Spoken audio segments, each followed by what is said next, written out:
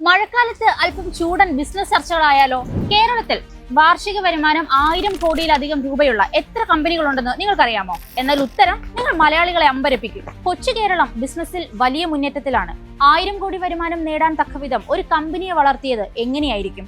പ്രമുഖമായ 4 കമ്പനികളുടെ സാരഥികളിൽ നിന്ന് തന്നെ അസാധാരണമായ പരിശ്രമത്തിന്റെ കഥ നേരിട്ട് കേൾക്കാം. ബിസിനസിന്റെ മേഖലയിൽ കേരളത്തിൽ നമ്പർ 1 ആയ ധനം ബിസിനസ് മീഡിയ അതിന് അവസരമൊരുക്കുകയാണ്. വർഷം തോറും നടന്നു വരുന്ന കേരളത്തിലെ ഏറ്റവും വലിയ ബിസിനസ് സമ്മിറ്റായ ധനം D-Day-യിലാണ് മുൻനിര കമ്പനികളിലെ അധികായർ മനസ്സ് തുറക്കുന്നത്.